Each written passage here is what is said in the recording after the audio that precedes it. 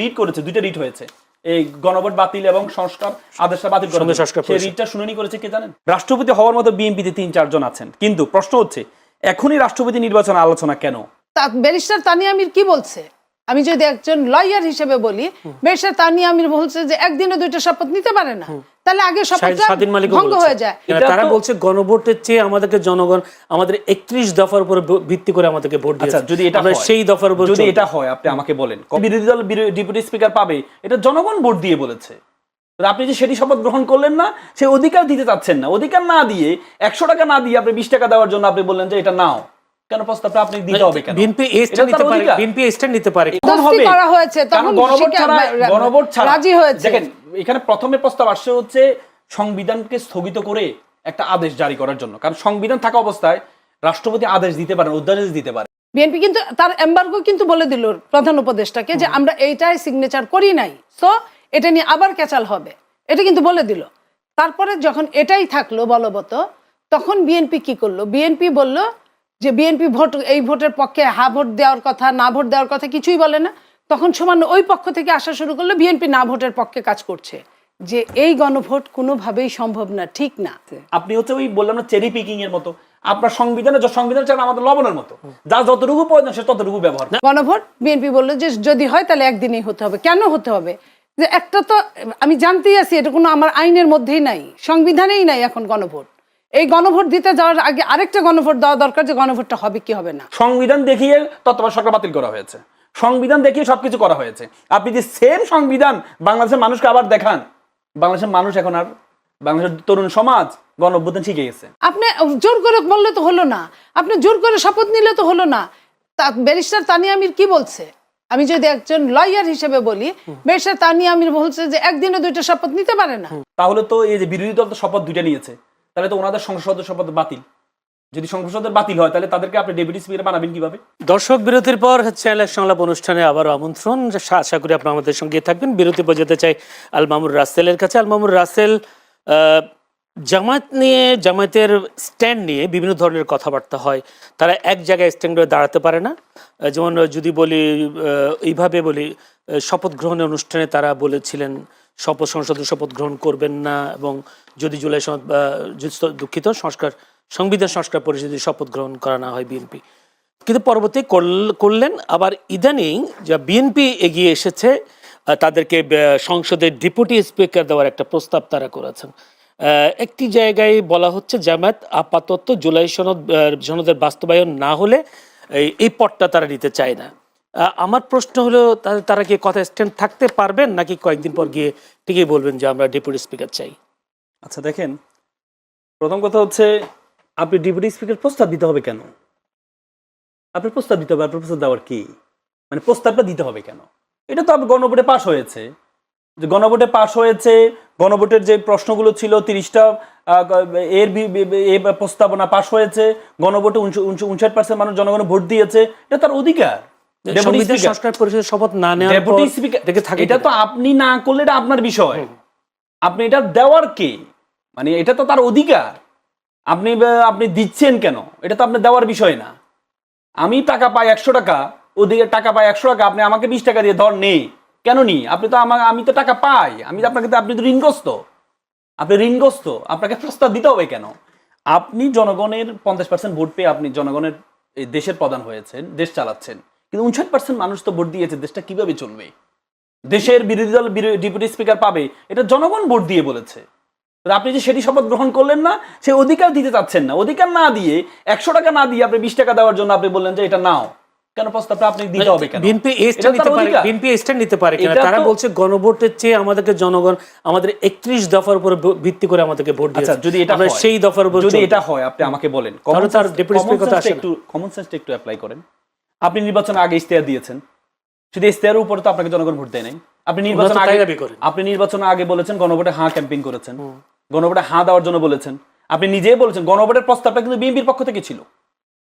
গণভোটের প্রস্তাবটা, সে প্রস্তাবের ভিত্তিতে কখন হবে এটা নিয়ে প্রশ্ন আসছে, এটাকে আওয়ামী লীগ এই কি বলে নির্বাচনের দিন হবে নাকি আগে হবে নাকি পরে গণভোট হবে? বিএনপির পক্ষ থেকে বিএনপির পক্ষ No, থেকে never. ঐকমত্য কমিশন সালাউদ্দিন সাহেব সালাউদ্দিন সাহেব নিজে বলেছেন তখন না যে না এটা না, গণভোট ছাড়া এটা প্রমাণ হবে না। গণভোট সালাউদ্দিন সাহেব বলে নাই, রাজিও ছিল না। না পরে যখন গণভোট কখন জবরদস্তি হবে? করা হয়েছে কারণ তখন গণভোট ছাড়া রাজি হয়েছে। দেখেন এখানে প্রথমে প্রস্তাব আসছে হচ্ছে সংবিধানকে স্থগিত করে একটা আদেশ জারি করার জন্য, কারণ সংবিধান থাকা অবস্থায় রাষ্ট্রপতি আদেশ দিতে পারে, অধ্যাদেশ দিতে পারে 93 আলোকে দিতে পারে না। তখন বলা হয়েছিল তাহলে সংবিধানটাকে স্থগিত রাখতে হবে, কারণ এর আগে 77-এ যে গণভোটটা আয়োজন করেছেন জিয়াউর রহমান সাহেব, তখন কিন্তু সংবিধানকে স্থগিত করা হয়েছিল, কারণ গণভোটটা সংবিধানে ছিল না। তখন প্রস্তাব আসছিল যে তাহলে এটা সংবিধানটাকে স্থগিত করা হোক। বিএনপি বলে না, সংবিধান যদি স্থগিত করে রাষ্ট্রপতি যদি বাদ দেয় তাহলে কি সাংবিধানিক শূন্যতা তৈরি হবে, করা যাবে না। বিএনপি যখন করা যাবে না বলেছে তখন আবার ওনারা বলেছে তাহলে ঠিক আছে, তাহলে এটা কিভাবে হবে, কারণ আমাদের কনস্টিটিউশন 142 দিয়ে 2/3 মেজরিটি দিয়ে আপনি সংবিধান পরিবর্তন করতে পারবেন, কিন্তু সংবিধানের কিছু বেসিক স্ট্রাকচার আছে যেটা আপনি 142 দিয়ে পরিবর্তন করতে পারবেন না। সেটা আমাদের সাথের খতে বলা আছে, আমাদের সংবিধানের সাথে খতে বলা আছে 142 দিয়ে সংবিধানের বেসিক স্ট্রাকচার আপনি পরিবর্তন করতে পারবেন না। যেমন আমাদের বেসিক এবং কি বলেছে, প্রথম এই সংবিধানের প্রথম পার্ট এবং দ্বিতীয় পার্ট আপনি পরিবর্তন, প্রথম পার্টের 4-এর কতে বলা আছে শেখ মুজিব জাতির পিতার প্রতিকৃত সব জায়গায় ঝুলাইতে হবে, শেখ মুজিবের ছবি সব জায়গায় ঝুলাইতে হবে। আপনি যদি সেটা পরিবর্তন করতে চান 2/3 মেজরিটি দিয়ে আপনি পরিবর্তন করতে পারবেন না, আপনাকে পরিবর্তন করতে হবে হচ্ছে কনস্টিটিউটিভ অ্যাসেম্বলি লাগবে, কারণ সেখানে সাতের খতে বলা আছে আপনি এটা 142 দিয়ে পরিবর্তন করতে পারবেন না, আপনাকে গণপরিষদ লাগবে। তো তখনই প্রশ্ন আসে তাহলে গণপরিষদ হলে তাহলে কিভাবে এই জিনিসগুলো, তাহলে তখন প্রস্তাব আসে তাহলে গণভোটের মাধ্যমে হোক। জনগণ যদি মনে করে জনগণ যদি গণভোটে হাঁ দেয় তাহলে আমরা এটা মেনে নিব। আপনি জনগণকে খুশি করার জন্য বললেন, আপনি তো হাঁ ক্যাম্পেইন করলেন। আপনি যদি হাঁ ক্যাম্পেইন না করতেন তখন থেকে বলতেন তারেক রহমান সাহেব প্রধানমন্ত্রী বর্তমানে, উনি যদি বলতেন আমরা হাঁ মানি না, আমরা গণভোট মানি না, যারা ভোট দেওয়ার দেখ। আমি মনে করি 59% যে ভোট পেয়েছে তার মধ্যে অর্ধেকের বেশি ভোট হচ্ছে বিএনপির ভোট, যারা হায় ভোট দিয়েছে। তার মানে জনগণ আপনাকে তো হাঁ দেখে ভোট দিয়েছে। তো সুতরাং আপনি জনগণ একটা মানবেন, এটাকে চেরি পিকিং এর মতো, আমার ইংরেজিতে একটা কথা আছে চেরি পিকিং, মানে আপনার যে জিনিসটা ভালো লাগবে আপনি সেটা নিবেন, আর যে জিনিসটা ভালো লাগবে না সেটা নিবেন না। আপনার জিনিসটা ভালো লেগেছে যতটুকু, এ সরকার যে সরকারকে বলি আমরা বলি যে সাংবিধানিক সরকার না, অনেকে বলে, এবং এই সরকার 2টা নির্বাচন আয়োজন করেছে, একটা নির্বাচন হচ্ছে জাতীয় নির্বাচন আর আরেকটা নির্বাচন হচ্ছে গণভোট। তাহলে আপনি একটাকে গ্রহণ করলেন চেরি পিকিং এর মতো, আর আরেকটাকে আপনি বাদ দিয়ে দিচ্ছেন। আপনি তো মাত্র 50% জনগণের পেয়েছেন, ওই হিসেবে আপনি তো 59% জনগণের প্রশ্ন এই জায়গায়, সংসদ যেহেতু সার্বভৌম সেক্ষেত্রে তারা বলছে সংসদে গিয়ে এই জিনিসটা পাস হোক। সংসদে আপনি কি পাস করবেন? যে আপনি সংসদে গিয়ে কি পাস করবেন? আপনার তো অর্ডার আছে, আপনাকে যখন শপথ নেওয়া হয়েছে তখন 2টা চিঠি দেওয়া হয়েছে, একটা হচ্ছে গণপরিষদের চিঠি আর আরেকটা হচ্ছে আপনাকে এর চিঠি, 2টা চিঠি দেওয়া হয়েছে, আপনি তো একটি গ্রহণ করলেন না। আর সংসদ তো পারবে না এই পরিবর্তন করতে। আপনি যেমন মূলনীতি পরিবর্তন করতে চান, একবার আপনার এরশাদের আমলে আপনি দেখেছেন আমাদের যে হাইকোর্ট আছে, হাইকোর্টকে বিভিন্ন বিভাগে নেওয়ার চেষ্টা করেছিলেন, উনি চেষ্টা করেছিলেন, সংবিধানের মাধ্যমে চেষ্টা করেছিলেন। তখন অ্যাপ্লাই ডিভিশন আদেশ দিয়েছে যে আমাদের দেশ যেহেতু হচ্ছে আপনার প্রাদেশিক দেশ না, তো সুতরাং এটা সংবিধানের বেসিক স্ট্রাকচারের বিপরীত। সুতরাং আপনি অ্যাপ্লাই ডিভিশন আদেশ দিয়েছে বেসিক স্ট্রাকচারে গণপরিষদ ছাড়া, কনস্টিটিউটিভ অ্যাসেম্বলি ছাড়া সাধারণ পরিষদ এটাকে পরিবর্তন করতে পারবে না। পরবর্তীতে এরশাদের আদেশকে অবৈধ ঘোষণা করা হয়েছে। তো সুতরাং আপনি যদি মূলনীতিতে হাত দিতে চান তাহলে এই সংসদ দিয়ে আপনি পারবেন না। আপনার সংসদে কি পাস করবেন? আপনার তো ক্ষমতাই নেই। আপনার 2/3 মেজরিটি 142 দিয়ে আপনি তো বেসিক স্ট্রাকচার পরিবর্তন করতে পারবেন না। আপনার তো কনস্টিটিউটিভ অ্যাসেম্বলি লাগবে, গণপরিষদ লাগবে। তো সুতরাং আপনার একটা জিনিস ভালো লাগবে, আপনি সেটা বলবেন। আপনি বলেন যে শপথটা কি নেই, শপথটা নাকি সংবিধানে নেই, শপথটা সংবিধানে না। আচ্ছা আমাকে আপনি বলেন তো, যিনি আপনাকে নির্বাচিত করেছেন, মানে যিনি আপনাকে যে ইলেকশন আয়োজন করেছেন, অন্তর্বর্তীকালীন সরকার যে শপথটা গ্রহণ করেছে, এটা কি আমাদের সংবিধানে আছে? উনি তো প্রধানমন্ত্রী শপথ গ্রহণ করেছিলেন, এবং কি উপদেষ্টারা যারা তারা মন্ত্রীদের শপথ গ্রহণ করেছেন, সেটা তো আমাদের সংবিধানে নেই। তো তাহলে তারা যে বাবা সন্তানকে করেছে, প্রসব করেছে, সে বাবার শুরুটাই তো অবৈধ, তো তাহলে তার সন্তানও তো অবৈধ হবে। আমি মনে করি বিএনপির সবচেয়ে বড় ক্ষতি হবে কি জানেন ভবিষ্যতে? আপনি যদি গণভোটকে আজকে যদি আদালতে ঘাড়ে ঠেকিয়ে আপনি যদি গণভোটটাকে আজকে আদালতের মাধ্যমে যদি আপনি বাতিল করেন, ভবিষ্যতে আপনি যে নির্বাচিত হয়েছেন এই নির্বাচনটাও বাতিল হয়ে যাবে। জি, ধন্যবাদ। আমি একটু যেতে চাই নীলোফার চৌধুরী মনি, আসলে বিএনপিকে 2/3 আসন পাওয়ার পর অনেকটা কথা উল্টে গেল কিনা? অনেকে বলছেন যে আসলে গণভোটে বিএনপি রাজি হওয়ার পর আবার এটাও অভিযোগ যে গণভোটে রাজি হয়েছেন নির্বাচনটা দেওয়ার জন্য। কেউ কেউ বলছেন এর এক ধরনের প্রতারণা।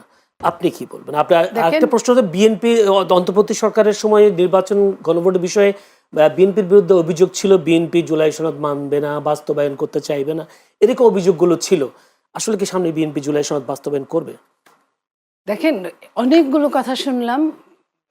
একটা ডিগ্রি থাকলে অনেক রকম কথা বলা যায়, কিন্তু সংবিধান তো ওই কথা বলে না। সংবিধানের বাইরে যাওয়ার আমাদের কোনো উপায় নেই, কারোরই কোনো উপায় নেই। এটা কি নির্বাচন আগে বুঝে নেই? আমরা বিএনপি অনেকবার বলেছে যে এই গণভোট কোনোভাবেই সম্ভব না, ঠিক না। তখন তারা বলছে যে আপনার ওইখানের যে চিফ ছিল কি বিদেশি আমেরিকান আলী রিয়াজ সাহেব, উনি একচেটিয়া যা ইচ্ছা তাই করেছে। বিএনপির সামনে একটাই কাজ ছিল, সেটা নির্বাচন, যে কোনোভাবে নির্বাচনকে হতে হবে, নইলে দেশটা থাকবে না। এটা যে কোনো পুরখা বাংলাদেশের মানুষ বুঝেছিল। তো বিএনপি এই জন্য প্রত্যেকটা ব্যাপারে বিএনপি এমবার্গো দিয়েছে, প্রতিটা ব্যাপারে। প্রথমে যখন গণভোটের কথা আসলো, বিএনপি, আপনি খেয়াল করেন, খালি রাসেল বললে হবে না, আপনি খেয়াল করেন, বিএনপি এমবার্গো দিয়েছে। তারা বলছে যে তারা আন্দোলন করবে, তারা নির্বাচন চায় না, গণভোট ছাড়া তারা নির্বাচন চায় না। জামাত স্ট্রেট বলেছে, সঙ্গে এনসিপিকে নিয়ে, তার মানে সরকার, এনসিপিকে নিয়ে জামাত বলা মানে সরকারের মদত সহ বলেছে। বিএনপি শেষে যখন দেখেছে গণভোট হইলেও কি না হইলেও কি, আপনি আমার কথা শুনলেন না, আমি বললাম গণভোট, বিএনপি বললো যে যদি হয় তাহলে একদিনেই হতে হবে। কেন হতে হবে? যে একটা তো আমি জানতেই আছি, এটা কোনো আমার আইনের মধ্যেই নাই, সংবিধানেই নাই এখন গণভোট। এই গণভোট দিতে যাওয়ার আগে আরেকটা গণভোট দেওয়া দরকার, যে গণভোটটা হবে কি হবে না। রাষ্ট্রপতি এই অধ্যাদেশ দিতে পারে না। তো ৭২-এর সংবিধান, যে সংবিধান আছে তার মধ্যেই এটা নাই। এখন ওই ৩টা পর্যন্ত গণভোট হয়ে গেছে, তারপরে নাই, এটা শেষ করে দিছে। তাইলে আপনার গণভোটটা যেটা নাই সেটা হইলেই কি না হইলে কি? বিএনপির কথা হইলো আমার নির্বাচন দিয়ে কথা, বেশ, বিএনপি শেষে বললো একদিনে হতে হবে। জামাত আবার আন্দোলনের ভয় দেখাইলো, আন্দোলনে মাঠে নামলো, তারেক রহমানরে গালাগালি করলো, বিএনপিরে গালাগালি করলো, বিএনপি ওই জায়গা থেকে সরলো না। এতে কি হলো দেখেন, জুলাই সনদ নামে যেটা করলো, বিএনপির অনেকগুলো নোট অফ ডিসেন্ট ছিল, আপনারা জানেন, নোট অফ ডিসেন্ট সহ বিএনপি সিগনেচার করেছিল জুলাই সনদে। কিন্তু প্রধান উপদেষ্টা যখন এটা প্রকাশ করলেন, তখন কিন্তু এমবার্গোগুলো একটাও ছিল না, নোট অফ ডিসেন্টগুলো ছিল না। বিএনপি কিন্তু প্রতিবাদ করলো। বিএনপি প্রতিবাদ করার পরে তারা কিন্তু কেউ, না প্রধান উপদেষ্টা না জামাত, তাদেরও কিন্তু চারটা কিন্তু কারোরই মানা সম্ভব না। কিন্তু তারা মনে করলো যেহেতু সরকার জামাতের পক্ষে, সরকার এনসিপির পক্ষে, তারা মনে করলো যে হ্যাঁ এটা আমরা মেনে নিতে পারি। তারা সরকারের সঙ্গে কথা বললো না, সরকার একচেটিয়া এটা নিয়ে করলো। বিএনপি এই দিকে মাথা ঘামালো না, বিএনপি নির্বাচনের দিকে। আমি বলি, আমি আপনার কথা, আপনি যেটা বলবেন আমি ধারাবাহিক আসছি। বিএনপি শেষ করে দিল, ঠিক আছে ইলেকশন হোক। বিএনপি কিন্তু তার এমবার্গো কিন্তু বলে দিল প্রধান উপদেষ্টাকে যে আমরা এইটাই সিগনেচার করি নাই, সো এটা নিয়ে আবার ক্যাচাল হবে, এটা কিন্তু বলে দিল। তারপরে যখন এটাই থাকলো বলবৎ, তখন বিএনপি কি করলো? বিএনপি বলল যে বিএনপি ভোট, এই ভোটের পক্ষে হা ভোট দেওয়ার কথা, না ভোট দেওয়ার কথা কিছুই বলে না। তখন সামান্য ওই পক্ষ থেকে আসা শুরু করলো, বিএনপি না ভোটের পক্ষে কাজ করছে, বিএনপির অমুক জেলায় অমুক থানায় না ভোটের পক্ষে বলছে। এখন যে কোনো একটা মানুষ তার মতামত ব্যক্ত করতেই পারে একটা দেশে, স্বাধীন দেশে। সেইখানে বিএনপির প্রথমে নির্বাচনী চিফ কোঅর্ডিনেটর নজরুল ইসলাম খান সাহেব বললেন, সেটাকে তারা মানলো না। তারপরে মহাসচিব বললেন, সেটাও মানলো না। তারপরে যখন খোদ চেয়ারম্যান বললেন একটা সভায়, তখন বললেন উনি ভয় পাইছে, তাই বলছে। উনি বলছে ঠিকই, কিন্তু ওনারা কাজ করে না। আজকে যেভাবে ওই আপনি বলবেন দেখে আমি এটা বললাম, এই কথাটা ওই জায়গায় যে গণভোট আমি মানি না, যদি বলি এমবার্গো ছিল সে কারণে আমি মানি না, তারপরও রাজি হয়ে আবার গণভোটে হার কথাও বলল। এইখানে আমি বলি, এইখানটা বলি, যে জিনিসটা আপনার একটা ডিম আপনি মুরগিতে তা দেওয়ার জন্য বসাইছেন, যে ডিমটা কাঞ্জা হয়েছে, এটার আপনি যত দিন 30 দিন বসায় রাখেন আর 60 দিন বসায় রাখেন, ওই ডিমের বাচ্চা ফুটবে না। এটাই কনফার্ম। বিএনপি জানে যে 2/3 মেজরিটি থাকলে এই ডিমে বাচ্চা ফুটবে না। আর যদি 2/3 নিচে হয় তাহলে জবরদস্তি করে তারা নিবে ঠিক, কিন্তু আইনকে তারা মানবে না। তো এই যে আইনকে মানবে না, জবরদস্তি করে নিবে। এখন বিএনপি 2/3 মেজরিটি, তার আগে আমি বলি, তার আগে বলা হয়েছে না যে সংসদ যেটা ফাইনাল করবে, সংসদ ফাইনাল করবে। তাহলে সংসদ যদি ফাইনাল করে, এবং ওইখানে আলী রিয়াজ আরেকটা প্যাচ কি দিয়েছে, যে 180 দিনের মধ্যে যদি না করা হয় অটোমেটিক হয়ে যাবে। অটোমেটিক, এটি কি মামার বাড়ির আবদার যে চাওয়ার সঙ্গে সঙ্গে পাওয়া যাবে? আপনার সংবিধান যে কথা বলবে, সংবিধানের বাইরে কথা বলা কারো কোনো এখতিয়ার নাই। আপনার গত সরকার ইন্ট্রিম গভর্নমেন্ট সেও কিন্তু সংবিধান মান্য করেই আসছে, যে কারণে রাষ্ট্রপতিকে উৎখাত করতে পারে নাই তারা। ওই রাষ্ট্রপতির হাত দিয়ে কিন্তু তারা শপথ নিয়েছে। তো সেইখানে আমি বলছি সংবিধান মান্য যদি কাজ করা হয়, এখনো যদি সংবিধান মেনে কাজ করা হয়, 2/3 মেজরিটি ওইখানে মাস্ট। 2/3 মেজরিটি হা জয়যুক্ত না হলে এই আইন পাশ হবে না। এখন হা জয়যুক্ত হওয়ার জন্য যা যা করার সেটা যদি বিরোধী দল, আমি সম্মানের সাথে বলছি, যদি বিরোধী দল করতে পারে, এর মধ্যে যেটা এইখানে যে এই যে ডেপুটি স্পিকার, এইখানে এটা বিএনপির বদান্যতা, এখনো তো পাশই হয় নাই। আপনার পাশ হওয়ার পরে না আপনার বাধ্যবাধকতা থাকবে। আপনি জোর করে বললে তো হলো না, আপনি জোর করে শপথ নিলে তো হলো না। ব্যারিস্টার তানিয়া আমির কি বলছে, আমি যদি একজন লয়ার হিসেবে বলি, ব্যারিস্টার তানিয়া আমির বলছে যে একদিনে 2টা শপথ নিতে পারে না, তাহলে আগে শপথটা ভঙ্গ হয়ে যায়। স্বাধীন মালিকও তাই বলেছেন। তাহলে আপনি আগুন নিয়ে খেলতে পারেন, আমি তো আগুন নিয়ে খেলতে পারি না। ওই যে ব্যারিস্টার রুমিন ফারহানা, ও তো স্বতন্ত্র নির্বাচন করেছে। নর্মাল নিয়মে কি করা উচিত ছিল রুমিনের শপথ নেওয়ার কথা ছিল। রুমিন কেন নেয় নাই? কারণ রুমিন আইনের লোক, রুমিন বুঝেছে যে এই শপথ নেওয়া যাবে না। রুমিন তো আপনাদের বিএনপির লোক। বিএনপির লোক না, এখন আপনি এটা বললেন না, বরং একজন বন্ধু যখন শত্রু হয় এর মতো শত্রু আর কেউ হয় না। বিএনপির ও নিজের লোক ছিল বিএনপির, কিন্তু এখন বিএনপি যখন বহিষ্কার করেছে, সে যখন অন্য চিন্তা ভাবনা করছে, সে যখন পাশ করেছে, তখন আর সে বিএনপি পারলে বিএনপির পাঁচটা বদনাম করবে, কথা বলছেন, সুনাম করবে। আপনার কি স্বরাষ্ট্রমন্ত্রী, বর্তমান স্বরাষ্ট্রমন্ত্রী যখন সালাউদ্দিন আহমেদ ছিলেন, তখন তার একটা বক্তব্য নিশ্চয়ই আপনিও শুনেছেন, যে একই দিনে যদি শপথ হয়, গণভোট হয়, আমরা একই দিনে 2টা শপথের সই করবো, সমস্যা তো নাই। এই কথাও তো তিনি বলেছিলেন। উনি আমি বলি উনি কি বলেছিলেন ভোটের আগে, আমি সেটা বলছি না, আমি আপনার আইনের মারপ্যাচ গুলোর কথা বললাম। আমার প্রশ্ন আইনের মারপ্যাচটা কি নির্বাচনের পরে বুঝলেন? না না, আগেই বলছে, আগেই সবকিছু বলছে, এটাও তো বলছে। একটু যেতে চাই আলমামুর রাসেল, আপনার কাছে একটি প্রশ্ন, আমি এটা একটু বলি না, আমি শেষ করে প্রশ্নটা করে ফেলি, আমার কাছে খুবই কম সময়। যদি ভাবে বলি, আপনিও নিশ্চয়ই খবরটা পেয়েছেন, গার্ডিয়ান একটা নিউজ হয়েছে, আওয়ামী লীগ ফেরার মানে একটা চক্ষুষছে আওয়ামী লীগ ফেরার জন্য। আমরা দেখলাম নির্বাচনের পর আওয়ামী লীগের বিভিন্ন অফিস আদালত, অফিস কার্যালয়গুলো খুললো, তাদের জাতীয় পতাকা তোলা হলো, এবং কেউ কেউ আবার আজকে চিফ প্রসিকিউটর তিনি বলছেন, বিচারের জন্য বলেছেন তিনি শেখ হাসিনাকে ফেরাতে পারবেন বা ফেরাতে চেষ্টা করছে সরকার। এখন আপনার কি মনে হয় আসলে আওয়ামী লীগ খুব শীঘ্রই ফিরছে? প্রথম একটা, যারা 26শে মার্চকে তারা ঘিরে ফেরার একটা চেষ্টা করছে। দ্বিতীয় প্রশ্ন, তৃতীয় প্রশ্ন হলো, বিচারের জন্য শেখ হাসিনাকে ফেরানো সম্ভব কিনা? আওয়ামী লীগকে ফেরাবে, এটা আমার কাছে কেন যেন মনে হয় বিএনপির নির্বাচনে কমিটমেন্ট ছিল তাদের সাথে। না হলে আপনি দেখেছেন বিভিন্ন জেলাতে তাদের অফিস উদ্বোধন করছেন, বিএনপির এমপি খুলে দিচ্ছেন, উদ্বোধন করে তালা খুলে। এখানে আবার অনেক প্রতিবাদও করেছে, যেটা কথা আপনি যখন এমপির পক্ষ থেকে যখন তালা খুলে দিচ্ছে, একটা আইনের আলোকে নিষিদ্ধ সংগঠন, আমাদের আইনে সন্ত্রাস বিরোধী আইনে আছে যে আপনি নিষিদ্ধ সংগঠনের সহযোগিতা করলেও আপনি অপরাধী, আপনি তাদের প্রচার করলেও আপনি অপরাধী, সেখানে আপনি তার তালা খুলে দিচ্ছেন। আজকে আপনি সেই প্যাসিজমের রাষ্ট্রপতি ছিলেন চুপ্পু সাহেব, সেই চুপ্পু সাহেবকে আমরা এখন, আজকে মির্জা ফখরুল ইসলাম আলমগীর সাহেব কি বলছেন, আমি কোর্টে আনকোট করে একটু পড়ে শোনাই।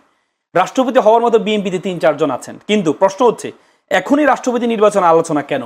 সংবিধান অনুযায়ী বর্তমান রাষ্ট্রপতির মেয়াদ তো শেষ হয়নি, মানে কি এ রাষ্ট্রপতি কমিটমেন্ট, এই সে নির্বাচনে কমিটমেন্ট যা আপনাকে রাখবো, রাষ্ট্রপতি আপনিও থাকবেন, আর আপনাদের দলকে আমরা সহজ করে দিব। উনি তো নিজে বলেছেন, রাষ্ট্রপতি নিজে বলেছেন আমি ছাত্রলীগের নেতা ছিলাম। এই রাষ্ট্রপতি নিজে বলেছেন শেখ হাসিনার দুলা যদি আমার মাথায় না পড়ে তাহলে তো আমি সফলে না, বলেছেন যে সেকে সংবিধান অনুযায়ী এখনো মেয়াদ ওনার শেষ হয়নি। সংবিধান অনুযায়ী শেখ হাসিনার মেয়াদ শেষ হয়েছে? আরে ভাই, এটা বিবেকটা কাজে লাগান রে ভাই। সংবিধান অনুযায়ী উৎখাত করেছে, সংবিধান অনুযায়ী শেখ হাসিনা উৎখাত কি সংবিধানে আছে? আপনি একটা প্রধানমন্ত্রী উৎখাত করে দিবেন, সংবিধানে আছে? উৎখাত করেছে জনরোষে। আহা, তো সংবিধান অনুযায়ী প্রধানমন্ত্রী কে বাংলাদেশে এখন? শেখ হাসিনা 29 সাল পর্যন্ত। সংবিধান অনুযায়ী ওনারা বারবার বলেন যে সংবিধানের দোহাই, সংবিধান অনুযায়ী তো 26 সালে ইলেকশন হওয়ার সুযোগে নেই, সংবিধানে তো ইলেকশন হইতো 29 সালে। প্রত্যেক শোনেন, 17-18 বছর শেখ হাসিনা যে ক্ষমতা ছিল জোর করে, সংবিধান দেখিয়ে ক্ষমতা ছিল, সংবিধান দেখিয়ে তত্ত্বাবধায়ক সরকার বাতিল করা হয়েছে, সংবিধান দেখিয়ে সবকিছু করা হয়েছে। আপনি যে সেম সংবিধান বাংলাদেশের মানুষকে আবার দেখান, বাংলাদেশের মানুষ এখন আর, বাংলাদেশের তরুণ সমাজ গণ-অভ্যুত্থান শিখে গেছে, কিভাবে আন্দোলন করতে হয় শিখে গেছে। আপনি এদেরকে আর সংবিধান দেখাইন না। শেখ হাসিনা 17-18 বছর সংবিধান দেখেছে। আপনি বলেছেন যে একটা শপথ নিলে আরেকটা শপথ বাতিল হয়ে যাবে, বলেছেন তো, এটা কোথায় আছে? এটা কোথায় আছে? সংবিধানে আছে একটা শপথ নিলে আরেকটা শপথ বাতিল হবে? এবার বলেন, যদি একটা শপথ নিলে শাহদিন মালিক, মিস্টার তারা কি তানিয়া, সংবিধান, ওনারা- তারা কি সংবিধান, তারা কি আইন, বিশেষজ্ঞ কিন্তু। তারা কি বিশেষজ্ঞ। আইন নাকি তারা সংবিধান? কিন্তু তারা কি বিশেষজ্ঞ। শেখ হাসিনাকে বৈধ করার জন্য তো এই সংবিধান বিশেষজ্ঞ হাজার হাজার ছিল সংবিধান বাংলাদেশে। নিয়েই তারা কথা বলে। শেখ হাসিনাকে বৈধ করার জন্য তো হাজার হাজার সংবিধান বিশেষজ্ঞ ছিল, সবসময় কি বলে এই ফতুয়া দিত, সংবিধান ফতুয়া দিত। আপনি বুঝেন? আচ্ছা এবার আমাকে বলেন, এবার যুক্তিতে আসি, যদি একটা শপথ নিলে আরেকটা শপথ বাতিল হয়ে যায়, তাহলে তো এই যে বিরোধী দল তো শপথ দুইটা নিয়েছে, তাহলে তো ওনাদের সংসদের শপথ বাতিল। যদি সংসদের বাতিল হয় তাহলে তাদেরকে আপনি ডেপুটি স্পিকার বানাবেন কিভাবে? যুক্তি দেন। আপনি বললেন একটা শপথ নিলে আরেকটা শপথ বাতিল, তাহলে তো বিরোধী দল শপথ নিয়েছে, দুইটা শপথ নিয়েছে, তার মানে তাদের সংসদ সদস্য শপথ বাতিল। আরে বিএনপি তো বলে নাই। আহা, আপনি বললেন তো একটা নিলে আরেকটা বাতিল, যদি একটা নিলে আরেকটা বাতিল হয় তাহলে তারা তো সংসদ সদস্য পদ বাতিল হবে। তো তাদেরকে যে আপনি ডেপুটি স্পিকারের প্রস্তাব দিচ্ছেন, তাদেরকে আপনি বিরোধী দলের নেতা বানাইলেন, তাহলে হলো কি? এটার তো কারণ আছে। হলো কি? ওটার তার তো মানে কারণ ভাই, আছে। আপনি হচ্ছে ওই বললাম না চেরি পিকিং এর মতো, আপনার সংবিধান চান আমাদের লবণের মতো, যা যতটুকু প্রয়োজন সে ততটুকু ব্যবহার না, আপনি কি এটা মনে করেন যে যার আলমামুর রাসেল, আমি যতটুকু এটা প্রয়োজন বলি, সে ততটুকু এটা ব্যবহার বলি, করে। যদি আওয়ামী লীগের রাষ্ট্রপতি, বিএনপি সরকার এবং ডেপুটি স্পিকার জামায়াতের এটা একটা সম্মিলিত সরকার হচ্ছে, কারণ জাতীয় মানে সরকার, জাতীয় সরকার তারেক রহমান যেটা বলেছেন, জাতীয় সরকার আপনি শুধু রাষ্ট্রপতি বানাইলে তো হবে না। আপনি যেমন হচ্ছে আপনি প্রধানমন্ত্রী মানে তো বানাইলেন, আমাদের ভবিষ্যৎ ভালো। আপনি প্রধানমন্ত্রী বানেন, প্রধানমন্ত্রীর ম্যান পাওয়ার আছে, বিরোধী দল নেতা বানেন, তার ম্যান পাওয়ার আছে, তো রাষ্ট্রপতি ম্যান পাওয়ার কই? তো তাদেরকে নিয়ে আসেন, রাষ্ট্রপতি ম্যান পাওয়ারও লাগবে তো। আপনি তিনটা না, আপনি জাতীয় সরকার করবেন 3 ধাপ, রাষ্ট্রপতি 1 ধাপ, প্রধানমন্ত্রী 1 ধাপ, বিরোধী দল 1 ধাপ, তো তাদের ম্যান পাওয়ার চেইন কই? তার মানে আওয়ামী লীগের চেইনটাকে নিয়ে আসেন, তাহলে তো সুযোগ করে দেন। আইনের মাধ্যমে তো আপনি এই করেছে, আপনার তো আইন তো আপনার হাতে সুযোগ আছে। আপনি যে দেখেছেন রিট করেছে, 2টা রিট হয়েছে, এই গণভোট বাতিল এবং সংস্কার আদেশটা বাতিল করেছে, সেই রিটটা শুনানি করেছে কে জানেন? সেই রুটটা শুনানি করেছেন গাজী সজল সাহেব, উনি হচ্ছে নির্বাহী সদস্য বিএনপির এ সদস্য, কি বলে জাতীয় কেন্দ্রীয় কমিটির সদস্য। তারপরে তহিদ সাহেব, উনি হচ্ছে বিএনপির যে জাতীয় দলের আইনজীবী ফোরাম, সেই আইনজীবী ফোরামের যুগ্ম মহাসচিব, উনি শুনানি করেছেন। ভাই, আমরা তো এর আগে আদালতের মাধ্যমে অনেক কিছু দেখেছি। শেখ হাসিনা তো আদালতের মাধ্যমে সবকিছু করতে চাইছিল। আপনি আদালতের মাধ্যমে যখন করতে যাইবেন, তখন এটা জনগণের বিপরীতে চলে যাবেন। আপনাদেরকে আমাদের ইতিহাসের সবচেয়ে বড় শিক্ষা হচ্ছে কি জানেন? ইতিহাস থেকে শিক্ষা নেয় না। আমরা যখন ক্ষমতা থাকি আমরা মনে করি আমার সব ঠিক, কিং কান ডো রং, কোনো ভুল করে না কিং। কিন্তু এটা বুঝতে হবে, জনগণের পালস বুঝতে হবে। যদি জনগণের পালস না বুঝেন, তাহলে কিন্তু আপনার জন্য আমরা সমালোচনা কেন করছি? যাতে আপনি ঠিক পথে থাকেন। আমরা চাই আপনি ক্ষমতা কন্টিনিউ করুন। আমরা চাই তারেক রহমান সাহেব এমন একটা ব্যক্তি, যে ব্যক্তি যে এমন একটা পরিবারকে ওন করে, যে পরিবারের প্রধান ছিল রাষ্ট্রপতি, বাবা মা দুজনে প্রধানমন্ত্রী ছিলেন, রাষ্ট্রপতি ছিলেন। একজন রাষ্ট্রপতি, বাবা রাষ্ট্রপতি ছিলেন, মা প্রধানমন্ত্রী ছিলেন। এমন ব্যক্তি কিন্তু বাংলাদেশে আর কেউ নেই। আমি চাই উনি কন্টিনিউ করুক, আমরা চাই। কিন্তু ব্যাপারটা হচ্ছে আপনি এই জায়গাগুলো যদি ঠিক না করেন, তাহলে তো আপনার জন্য আপনার কবরের গর্ত, মানে খোঁড়া আপনি নিজেই খুঁড়বেন। ধন্যবাদ।